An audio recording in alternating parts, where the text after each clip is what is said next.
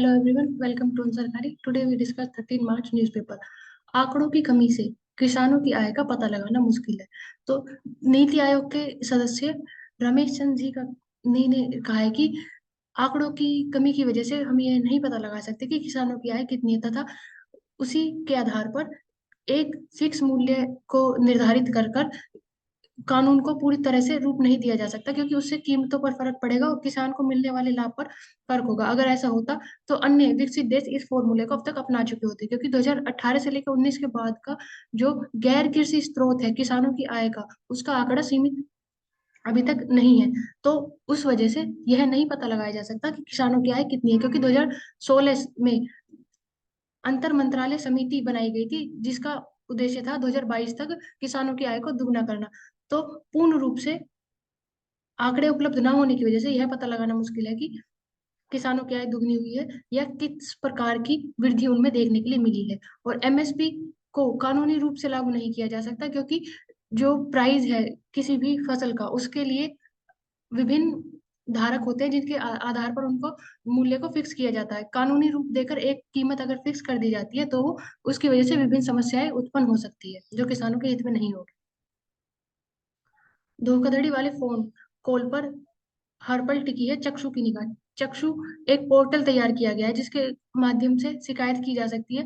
सारथी portal में चक्षु का विकल्प उत्पन्न होगा। अगर कोई बातचीत में या संदेश के जरिए बैंक खाता, भुगतान, wallet, SIM, gas connection, KYC update, सरकारी अधिवेशन या किसी भी प्रकार के जानकारी मांगता है, इस तरह की कार्यवाही से रिलेटेड रिलेटेड रिपोर्ट चक्षु पर की जा सकती है। चक्षु आइस को बोला जाता है संस्कृत में, नेत्र चक्षु। डिजिटल इंटेलिजेंस प्लेटफॉर्म की शुरुआत की गई ताकि धोखाधड़ी फोन कॉल्स को खत्म किया जा सके। जन औषधि केंद्र संचालकों के लिए सब्सिडी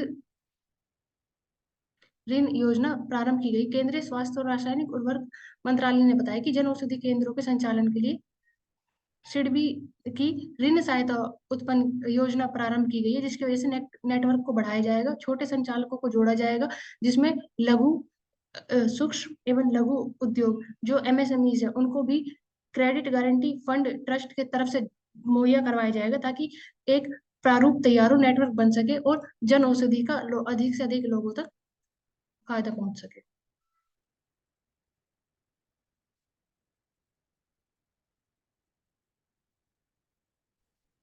तो ये आर्टिकल बात करता है कि इंट्रा ग्रुप कास्ट वेरिएंसेस जो होते हैं वो कैसे वर्क करते हैं और क्या वो नीडेड है या नहीं, जैसे पहले भी हमने देखा था। तो सबसे पहले तो ये चीज अब समझना इम्पोर्टेंट है कि जो शेड्यूल्ड कास्ट होता है ये एक तरह की कैटेगरी है जिसके अंडर में बहुत सारी कास्ट होती हैं। तो उनको पुट करा गया इस कॉमन कैटेगरी के अंडर में क्योंकि वो बैकवर्ड है बाकी जो अदर कास्ट है उन सब से। अब यहाँ पे जब हम इंट्रा कास्ट की बात करते हैं कि क्लासिफिकेशन होना चाहिए, तो वो हम बात कर रहे हैं कि विद इन शेड्यूल्ड कास्ट जो कास्ट आती है एंड इवन शेड्यूल्ड ट्राइब्स में, तो इनके अंडर में जो है उनमें भी हम क्लासिफिकेशन करें कि कौन सी ज्यादा बैकवर्ड है, कौन सी कम बैकवर्ड है, कौन कितनी डिप्राइव्ड है। जैसे हम बोलते हैं कि deprived out of the deprived ones, backward of the backwards. तो ये कंसेप्ट यहाँ पे आ जाता है। तो सबसे इम्पोर्टेंट तो ये है कि जो इंदिरा साहनी जजमेंट है उसने एक अपर लिमिट लगा दी थी कि 50% रिजर्वेशन से ज्यादा नहीं दे सकता जो स्टेट है to the people in terms of jobs. लेकिन हमने देखा कि काफी सारे ऐसे स्टेट्स हैं जो इस चीज को ब्रीच भी कर रहे हैं। That has a separate thing, वो 9th शेड्यूल के सपोर्ट को लेकर के ये चीज कर रहे हैं। But the problem here is कि अगर ये 50% रिजर्वेशन ब्रीच हो भी रहा है या अगर ये मिल भी रहा है, तो क्या इसका फुल यूटिलाइजेशन हो रहा है जितना होना चाहिए? क्या सही में जो डिप्राइव्ड है उनको बेनिफिट हो रहा है? तो इस रिगार्डिंग यहाँ पर सबसे पहले तो हम state of Punjab versus Davinder Singh case की बात करते हैं, जहाँ पर के जो ये क्वेश्चन उठता है कि क्या जो स्टेट है वो ऐसे एक्शंस ले सकता है for the reservations of the weaker caste जो प्रेजेंट है शेड्यूल कास्ट के अंडर में। तो इसमें बात करते हैं कि 1975 में जो सर्कुलर है इसमें जो बाल्मीकिस और जो मजहबी सिख्स हैं with in the Punjab state, उनको इन द एससीज 50% उनको मिला था विद इन द एससी का जो कोटा होता है। और बाकी की जो कास्ट है एससी कैटेगरी के अंडर, उनको बाकी का 50%। तो यानी कि ये प्रमोट कर रहा है कि हम ज्यादा स्पेसिफिक हुए विद इन द कास्ट और उनको और ज्यादा प्रमोशन दे। लेकिन इसको फिर 2006 में हाई कोर्ट ने स्ट्रक डाउन कर दिया था कि नहीं, ये चीज सही नहीं है। सिमिलर हमें पंजाब के अलावा ये केस देखने को मिलता है आंध्र प्रदेश वर्सेस चेन्नई वाले केस में, ईवी चिन्नाया, जिसमें भी यही वाला केस होता है कि क्या जो स्टेट है वो ये चीज कर सकता है, नहीं। तो एक आर्ग्यूमेंट तो यहाँ पे ये आता है कि एक केस हो गया कि हम कास्ट को इंक्लूड कर रहे हैं या फिर एक्सक्लूड कर रहे हैं एससी एसटी के अंडर में। तो ये सिर्फ प्रेसिडेंट का काम होता है कि वो नोटिफाई करे, एंड अगर मॉडिफाई करना है तो वो पार्लियामेंट ही कर सकता है, स्टेट का उसमें कोई रोल नहीं है। तो फिर इसी के रिगार्डिंग बात हो रही है कि यहाँ पे जो स्टेट्स हैं वो इंक्लूड या एक्सक्लूड नहीं कर रहे नेम्स को या ऐसे कास्ट की कैटेगरीज को, बस वो ज्यादा एम्फसाइज कर रहा है ओवर सम कास्ट, जैसे इंटर से बैकवर्डनेस। तो यही यहाँ पे बात हो रही है। और अगेन फिर इसमें सुप्रीम कोर्ट ने डाउट करा कि क्या जो वो वर्डिक्ट दे रही थी, शट डाउन कर रही थी कि नहीं ये प्रोविजन ठीक नहीं है, तो क्या वो ठीक है या नहीं। फिर यहाँ पे हम आर्टिकल 14 और 16 की बात करते हैं, जहाँ पे लिखा है सब्सटैंटिव इक्वालिटी। यानी कि हम इक्वालिटी की बात तो कर रहे हैं, बट क्या एक्चुअल में ग्राउंड लेवल पर इक्वालिटी प्रेजेंट है, क्या एक्चुअल में वो वर्क कर रही है जैसे होना चाहिए। जैसे यहाँ पे हम बात करते हैं कि एन एम थॉमस और वर्सेस स्टेट ऑफ केरला। तो इसमें भी हम यही बात करते हैं कि सिर्फ गवर्नमेंट के पास ये पावर नहीं है कि वो रिजर्वेशन करे, बल्कि ये भी है कि जो सब्सटैंटिव क्वालिटी है उसको इंश्योर करना, और जो पास्ट में जो हिस्टोरिकल रॉन्ग्स हुए हैं जैसे कि सोशल डिस्क्रिमिनेशन, उस सब को भी ओवरकम करना, यही सब है। और यहाँ पे यही चीज मेंशन्ड है कि state provide special measures to certain caste that are within the list. वो ना तो इंक्लूड कर रहे हैं ना एक्सक्लूड कर रहे हैं, तो ये क्वेश्चन से बाहर हो जाता है। एंड इनको एज अ होमोजेनियस कैटेगरीज नहीं देख सकते हम। एससीज और एसटीज जो है वो हेट्रोजेनियस कास्ट और कैटेगरीज का एक कलेक्शन है। तो इनके अंडर में सब क्लासिफिकेशन हो सकता है। जैसे अगर हम देखें कि ओबीसीज में होता है क्रीमी लेयर और नॉन क्रीमी लेयर का, तो सेम केस में ही एससीज और एसटीज में भी ये चीज हो सकता है।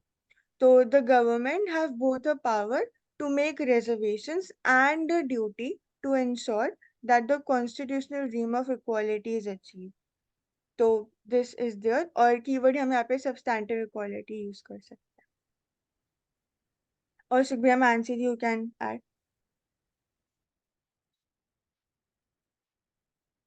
क्रीमी लेयर की बात करते हैं तो कर्पूरी ठाकुर जी का नाम आता है, उन्होंने ओबीसी के लिए किया था। और जो 2006 हाँ।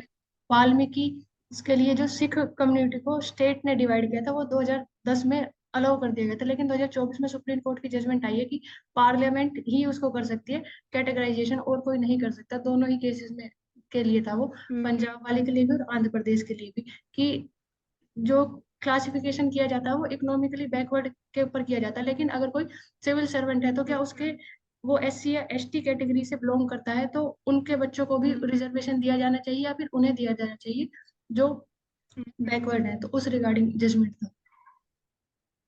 हम्म।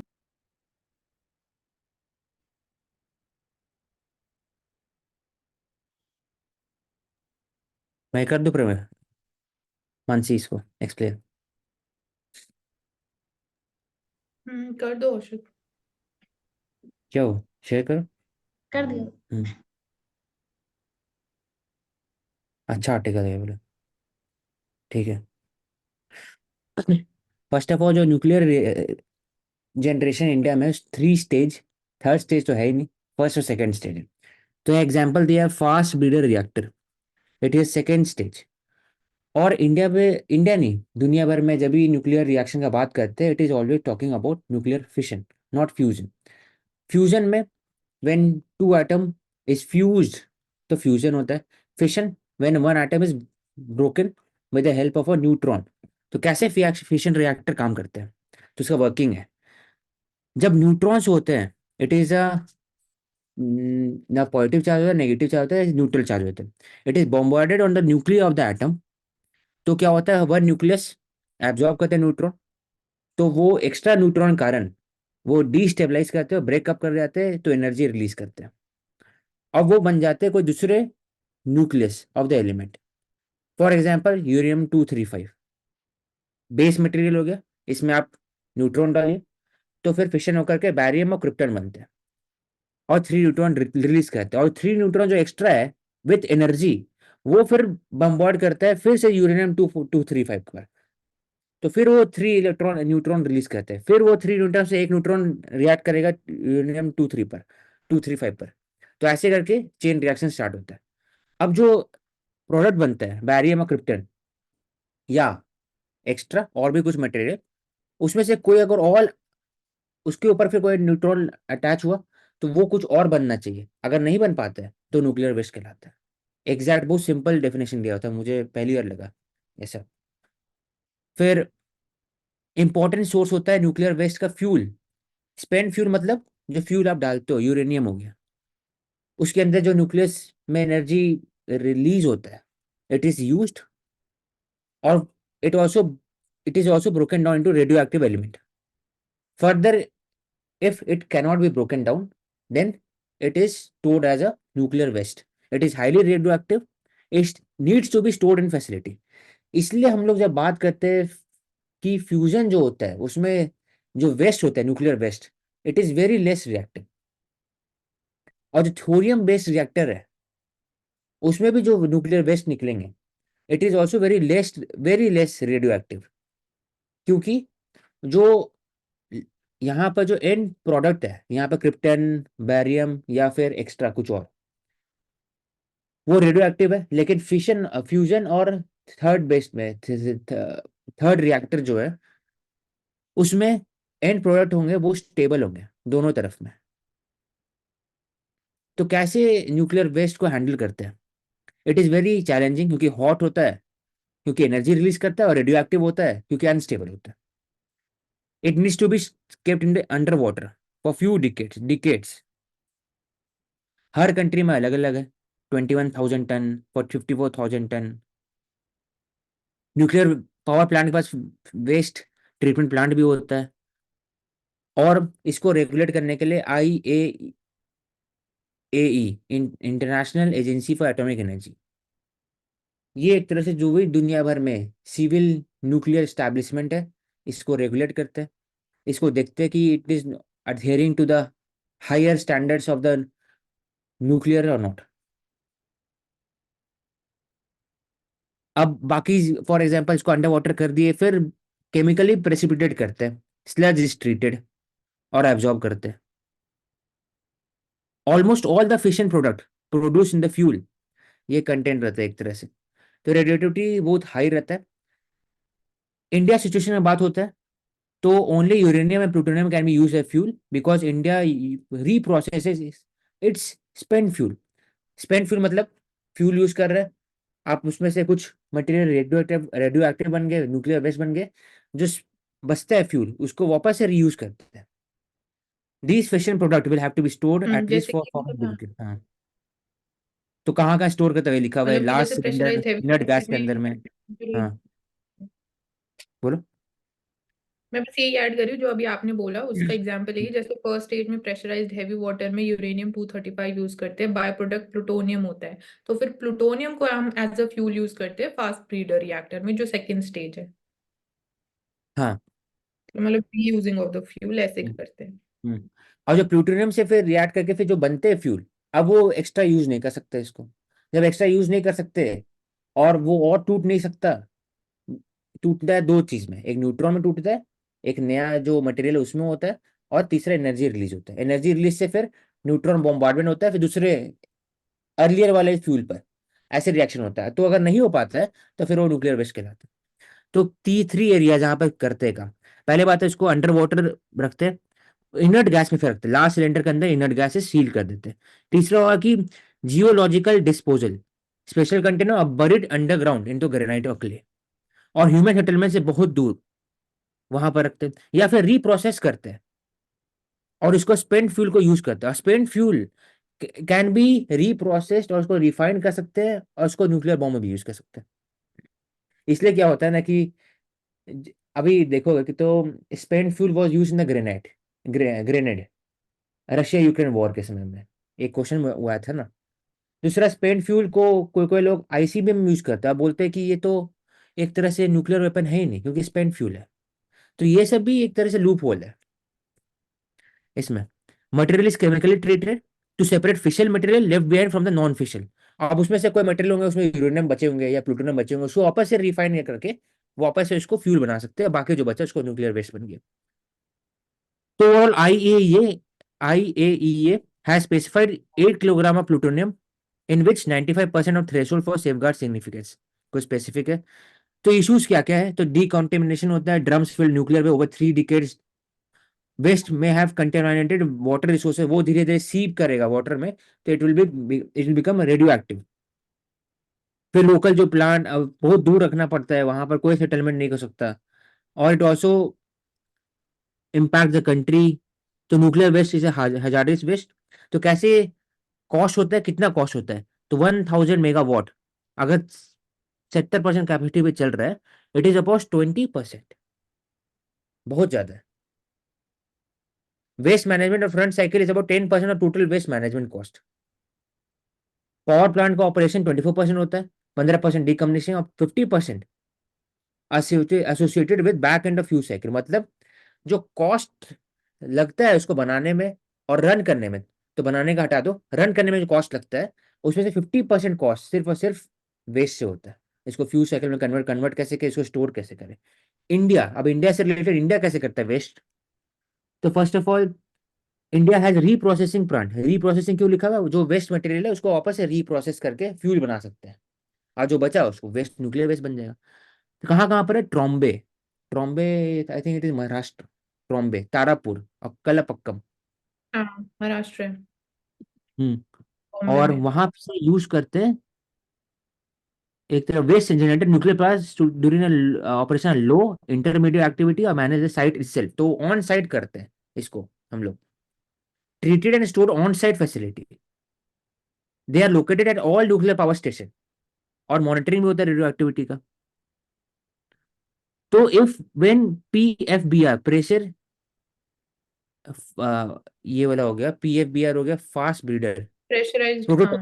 हाँ, fast breeder fast breeder type, type prototype start है वो। functioning and spent fuel from its discharge, then it will bring down a complication because it will have a different distribution of fission product and transuranic elements.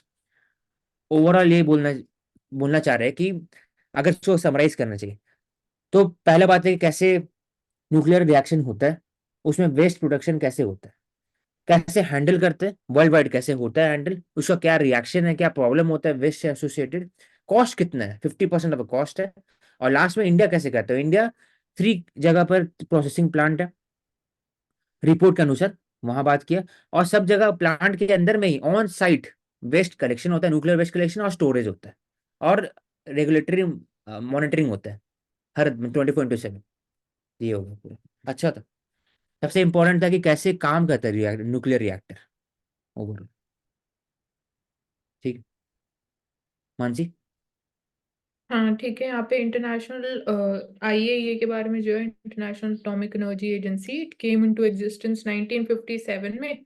Headquarters इसके वीना और वीना में है, capital of Austria. और इसके 2 regional offices हैं, तो एक तो टोरंटो कनाडा में है, दूसरा टोक्यो जापान। इसके अलावा बस जस्ट लुकिंग, यहाँ पे जैसे टर्म मेंशन है विट्रिफिकेशन प्लांट्स। तो आई थिंक ये यहाँ पे लिक्विड वेस्ट के कॉन्टेक्स्ट में लिखा है, बट अगर जस्ट नॉर्मली हम देखते हैं विट्रिफिकेशन क्या होता है, तो this is a process which comes from the Latin term. तो ग्लास होता है इसका मीनिंग, विट्रिफिकेशन, विट्रियम का मीनिंग। सो जनरली हम इसको यूज कैसे करते हैं apart from in this area. एक तो इसको यूज किया जाता है for freezing eggs and embryos. तो इस प्रोसेस में होता क्या है, इट फ्रीजेस सो रैपिडली कि जो वाटर मॉलिक्यूल्स प्रेजेंट होते हैं, they don't get time to form ice crystals, और वो इंस्टेंटेनियसली सॉलिडिफाई हो जाते हैं इनटू ग्लास लाइक स्ट्रक्चर। तो ये सिंपली विट्रिफिकेशन और जो बाकी एप्लीकेशंस है। हम्म।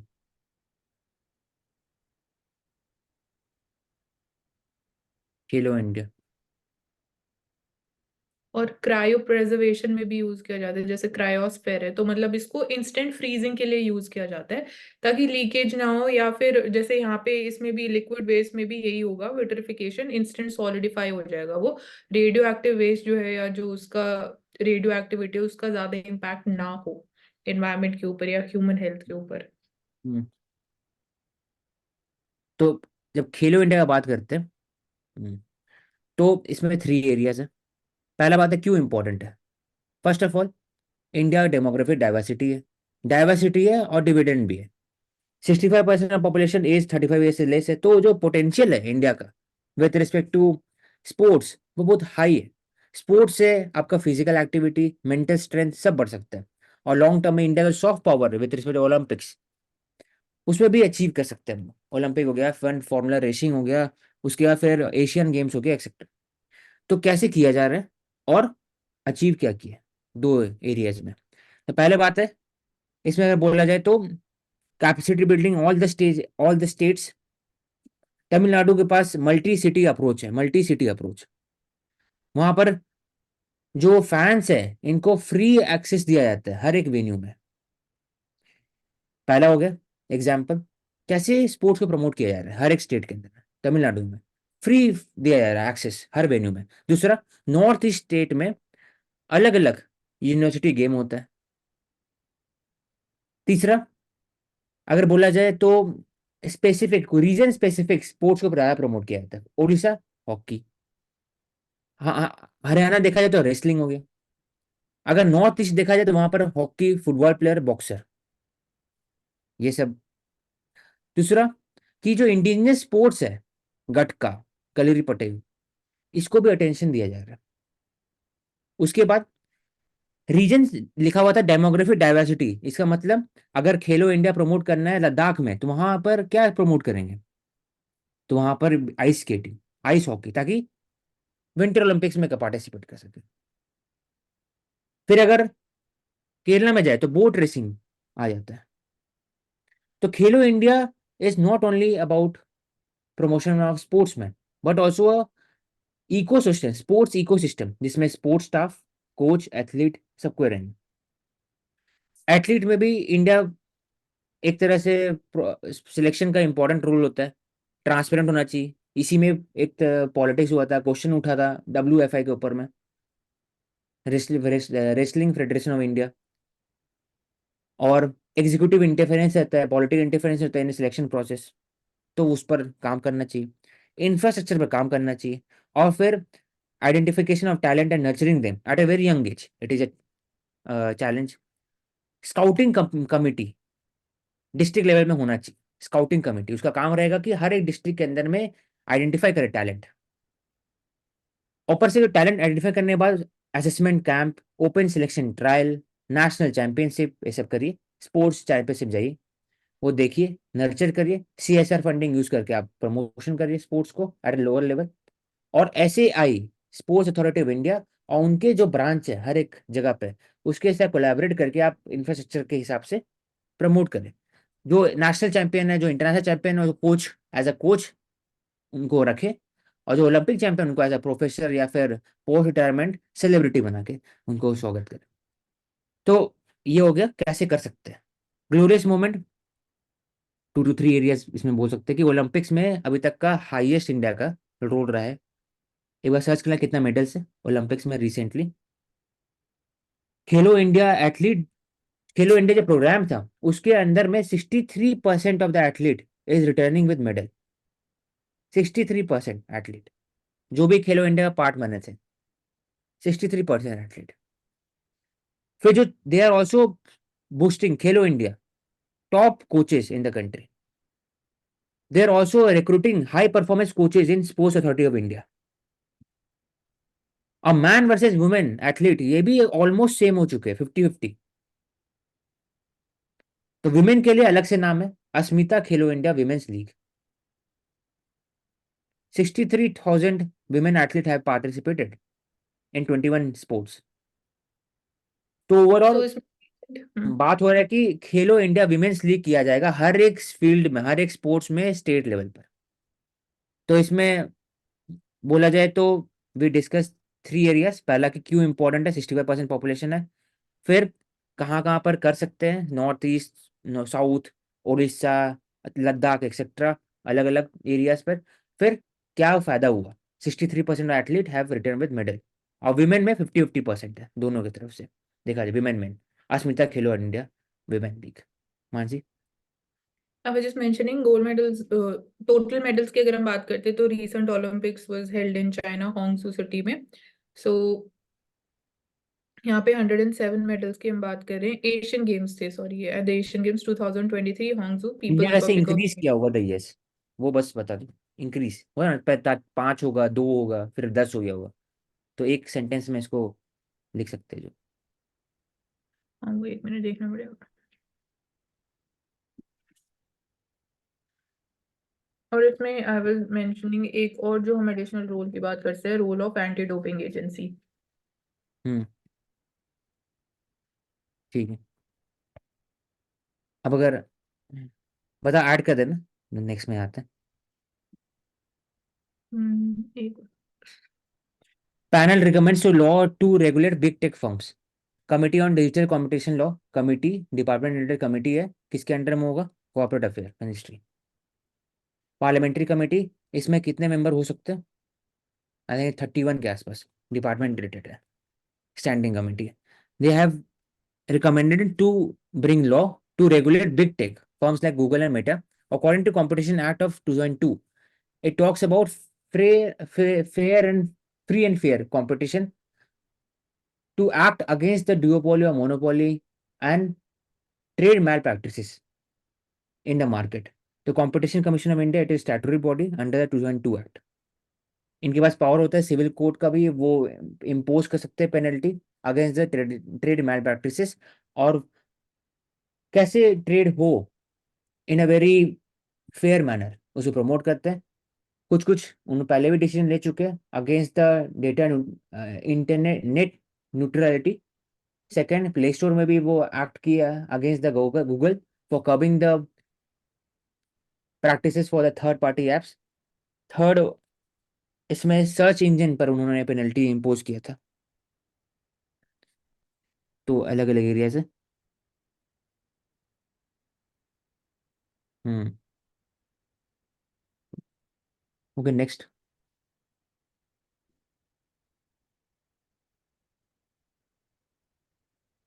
रिगार्डिंग द फार्मास्यूटिकल फर्म्स, पहला जब जो माइंड में आता है वो गुजरात मॉडल।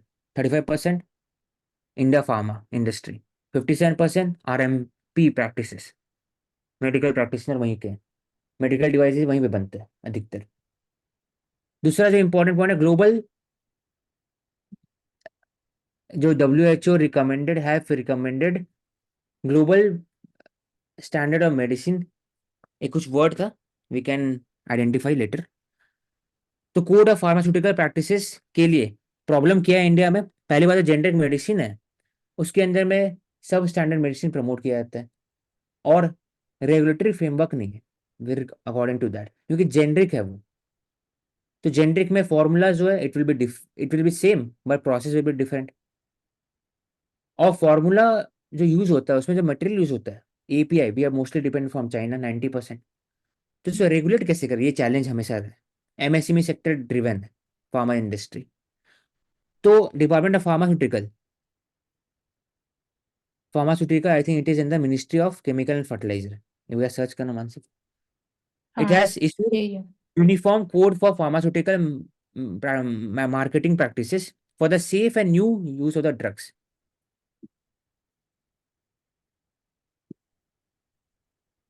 इससे क्या होगा, जो टॉक्सिक हजार्ड है, रिस्क ऑफ एडिक्शन, ये कम हो सकता है। इंडिया का जो एक ब्रांड है with respect to the generic medicine in the world, Uganda में जो बच्चे मर गए थे for consuming the cough syrup, क्योंकि कफ सिरप में ग्लाइकोल जन यूज नहीं करके मिथेनॉल, मिथेन ग्लाइकोल यूज किया गया था जो सस्ते होते हैं। तो वैसा नहीं हो सकता, क्योंकि India as a leader in vaccine development and also generic medicine, तो उसके लिए वो भी चाहिए। तीसरा का जो मेडिकल टूरिज्म है वो बढ़ सकता है।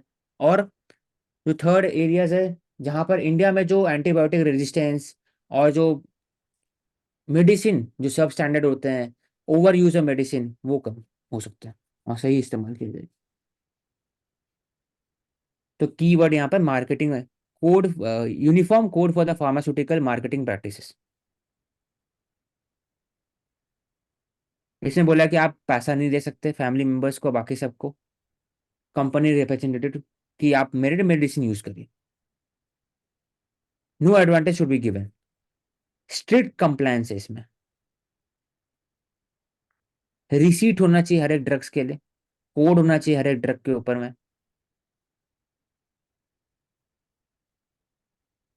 तो वेल डिफाइंड गाइडलाइन स्टैब्लिश किए गए। ठीक। और ग्रोथ ऑफ ई फार्मेसी से भी हमें फिर भी बोल सकते हैं कि कोड और इम्पोर्टेंट हो जाता है, कि ई फार्मेसी को रेगुलेट करना, कैसे वो हम्म। मतलब ड्रग्स कर रहे हैं, विदाउट प्रिस्क्रिप्शन सेल कर रहे हैं, जो फर्स्ट लाइन ऑफ एंटीबायोटिक्स है वो कितना इजीली अवेलेबल है, जिसकी वजह से एंटी माइक्रोबियल रेजिस्टेंस बहुत बड़ी प्रॉब्लम भी बन गई है। वही यस। कि बच्चों में कैसे सेल कर रहे हैं, तो ड्रग एडिक्शन। नेक्स्ट, जब अर्बनाइजेशन का बात करते हैं, we always talk about rapid urbanisation, we always talk about the sustainability of the urbanisation, लेकिन कभी ये बात नहीं करते कि जो इंडिया में अर्बनाइजेशन था, उनको एक मॉडर्न एज बनाने में ब्रिटिश का रोल भी था। For example creation of local bodies in Madras, फिर एक्ट लाया गया 1870s में।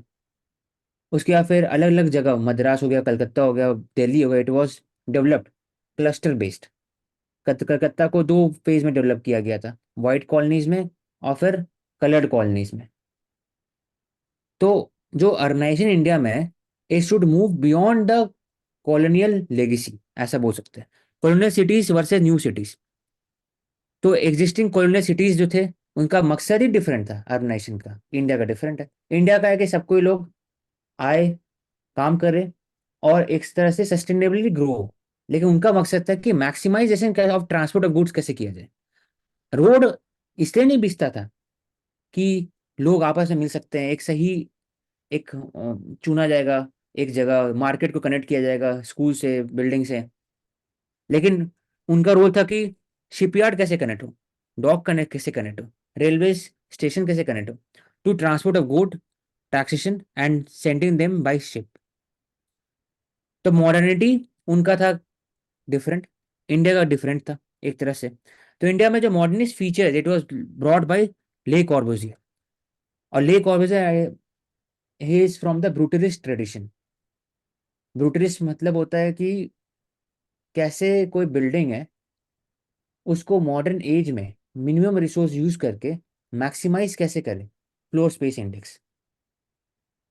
पहले क्या होता था कि एस्थेटिक वैल्यूज, गॉथिक ट्रेडिशन हो गया, रोमन कैथोलिक हो गया, रोमन गॉथिक हो गया, या फिर इंडियन भी जो विजयनगर एम्पायर के ट्रेडिशन या मुगल्स के ट्रेडिशन, उसमें एस्थेटिक वैल्यू से फोकस किया जाता था। लेकिन गॉथिक अभी जो ये ब्रूटलिस्ट ट्रेडिशन में, कि आपका एफिशिएंसी यूज बढ़ाने के लिए किया जाता है। फॉर एग्जाम्पल अगर बोला है तो आईटी दिल्ली एग्जाम्पल है ब्रूटलिस्ट ट्रेडिशन का। दूसरा एग्जाम्पल आईएम अहमदाबाद हो गया। फिर अगर स्टॉक मार्केट, या फिर जो एक बड़े बिल्डिंग होते हैं, ग्लास बिल्डिंग होते हैं, और उसमें फ्लोर स्पेस होता है सिर्फ डायरेक्टली, कुछ में डिजाइन नहीं होता है, कुछ नहीं होता है। तो modern technology, modern mass production of technique, design, manufacture of high quality cheap goods that are accessible to many. पहले जो लैम्प पोस्ट होते थे वो डिफरेंट होते थे, आज के यूटिलिटी के हिसाब से होता है लैम्प पोस्ट। डोर नॉब्स भी पहले बहुत डिजाइन होते थे, आज का सिंपल डोर नॉब्स होते थे। हर जगह ब्रूटलिस्ट ट्रेडिशन का रोल प्ले है इंडिया में, इंडिया में नहीं, वर्ल्ड वाइड हर जगह। तो जो नया टाउन है उसका क्या क्या चैलेंजेस है, एस्थेटिक वैल्यू एक सबसे नीचे हो गया, लेकिन सबसे पहला जो है कि it is providing jobs and home for the refugees, excess population from the rural to urban migration, economic development of the local region. इसलिए अर्बनाइजेशन इंपॉर्टेंट है। और cities should not be only a center for workplace, for example Bengaluru, बाकी सब, it should all be sustainable for nurturing the environment and also center for yatras, pilgrimage। तो mix होना चाहिए, एक local culture tradition दिखना चाहिए city में। जैसे बैंगलोर में देखा गया तो बिग बिग सिटीज है, लेकिन वहां पर बेसिक वाटर कंजर्वेशन नहीं हो रहा है, उसके कारण वाटर क्राइसिस है। बड़े बड़े सोसाइटी में लोग रह रहे हैं, लेकिन पानी भरने के लिए बगल में होटल में जा रहे हैं और स्विमिंग पूल से पानी उठा रहे हैं। तो ये दिखाता है कि सस्टेनेबल प्रैक्टिसेस नहीं हो रहा। इन्वेस्टमेंट कहाँ किया जाएगा? तो industrial cities was grown after the independence of India. Bhilai, Rourkela, Chandigarh कुछ है। Metros attracted largest number of people in investment. तो जो अनप्लान्ड इंफ्रास्ट्रक्चर है वो it is not only with respect to the each specific city, inter city में भी competition हुआ। कुछ सिटी को ज्यादा पैसा मिला, कुछ कम मिला। जो एग्जिस्टिंग सिटी थे ऑलरेडी स्टैब्लिश थे, उनको पैसा ज्यादा मिला, लोग वहां पर आए, इन्वेस्टमेंट हुआ, तो वहां पर अनप्लान्ड अर्बनाइजेशन बढ़ा। इसलिए जरूरी है कि रीडेवलपमेंट ऑफ सिटी। रीडेवलपमेंट के लिए 3 एरियाज। पहला है कि जो एग्जिस्टिंग लेगेसी है, कॉलोनियल लेगेसी, उसको डीकोलोनाइज करें। सेंट्रल विस्टा एक एग्जांपल है। सेकंड है जो अनरेगुलेटेड कॉलोनीज है उसको रेगुलर कैसे बनाए। पीएम उदय दिल्ली में, जो नॉर्थ ईस्ट दिल्ली, वहां पर रेगुलर किया जा रहा है। साउथ अगर उड़ीसा में जग्गा मिशन है, redevelopment of the slums. Mumbai में भी अगर रीडेवलपमेंट ऑफ द जो लार्ज स्लम है उनको भी रीडेवलपमेंट किया जा रहा है। High speed railway. और फिर goal of the Indian government is to set a modern nation sitting on the ancient seat and reverse the separation. ये और रूल ऑफ द सोसाइटी, यहाँ रूल ऑफ सोसाइटी क्या रहेगा रिगार्डिंग द प्लान? तो planning जो होना चाहिए it should be driven by the state, क्योंकि ultimately state should be the facilitator, should be the initiator of the development. जो corporate होंगे वो हेल्प कर सकते हैं, वो प्रोजेक्ट बता सकते हैं कि ऐसा डेवलप कर सकते हैं, अल्टीमेटली डिसीजन स्टेट का होना चाहिए और थ्रू द लोकल बॉडीज, क्योंकि लोकल बॉडीज को पता होता है कि कहाँ पर इफेक्टिव यूज करना चाहिए। हर एक दिल्ली के अंदर में 7 जोन है तो 7 का अलग अलग डिमांड होगा। वैसे ही अगर हर एक स्टेट का देखें तो अलग अलग डिमांड स्पेसिफिक जोन को होगा। तो वो स्टेट को कम पता है, सेंटर को और कम पता है, सबसे ज्यादा लोकल बॉडीज को पता है। तो लोकल बॉडीज को ऑटोनॉमी मिलना चाहिए टैक्सेशन कलेक्शन, फाइनेंशियल डिसीजन या फिर डिसीजन मेकिंग में।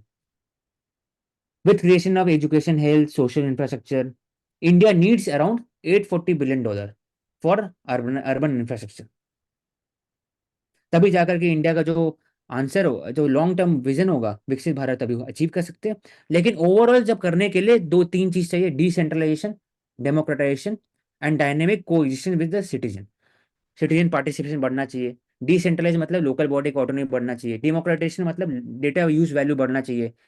उसमें data use for example PM संविदा, land reform, land record, regulation of colonies, सब डिसेंट डेमोक्रेटाइजेशन का प्रोसेस है। डिसीजन मेकिंग में सिटीजन को भी रोल प्ले करना चाहिए। तो ओवरऑल अगर की हाईलाइट बोला जाए अर्बनाइजेशन में, तो कॉलोनियल लेगेसी है इंडिया का, उसको डीकोलोनाइज करना चाहिए। उसका 3 एरियाज है डीकोलोनाइजेशन का। पहला क्या, स्टैब्लिश करिए वापस जो कॉलोनियल लेगेसी उसको चेंज करिए, सेंट्रल विस्टा हो गया। दूसरा रेगुलेटरी कॉलोनीज करिए। तीसरा जो शुरू से आप by scratch you can develop city, for example Chandigarh, Rourkela, Bhilai, ताकि टीयर 1 के आसपास टीयर 2 सिटीज रहे, वो फिर प्रेशर ले सके माइग्रेशन का। कैसे करना चाहिए? 3 एरियाज हो गया, डिसेंट्रलाइजेशन, डेमोक्रेटाइजेशन और सिटीजन पार्टिसिपेशन।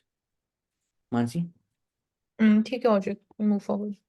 बस एक डेटा यहाँ पर लिख लेना, $840 billion India will need according to the world bank for urbanisation. GI tag, जब भी बात करते हैं vocal for local, one district one product, तो हमेशा बात होता है कि कैसे प्रमोट करे इस स्पेसिफिक जोग्राफिक लोकेशन को। हर एक geographic location is very unique in India. For example basmati rice Madhya Pradesh famous, फिर बनारसी सिल्क साड़ी, असम टी, कतरनी राइस भागलपुर, रसगुल्ला बंगाल, ऐसे कर हर जगह फेमस है स्पेसिफिक। तो जीआई टैग दिया जाता है under the GI geographical indication act 1999। India के पास 5 है, ट्रेड ट्रेड से रिलेटेड, आईपीआर से रिलेटेड। तो GI tag is a part of the IPR, intellectual property rights, under the trips mission. Trips mission WTO के अंदर में वो कन्वेंशन है, उसका एक बार सर्च करना, 202 के आसपास आता रिगार्डिंग ट्रिप्स। तो जीआई टैग अभी मजूली मन्यूस्क्रिप्ट दिया जा रहा है, it is also given a GI tag. उसे क्वालिटीज, हैंडमेड मास्क, और इट डिपिक्ट द कैरेक्टर्स बहुनास theater performance with devotional message under the new Westernite tradition introduced by Sankaradeva 15th-16th century। Sankaradeva Vaishnavism Assam और north east region. वो बात करते थे विष्णु, उनसे associated जो अवतार हो गए 10 अवतार, उनसे एसोसिएटेड जो ट्रेडिशन, फेटर्निटी, ब्रदरहुड, सबको लेके चलने वाला acceptance, values, equal respect to all. Goddess, several goddess, Narasimha, Hanuman, Varaha, Garuda, Ravana etcetera. तो एक तरह से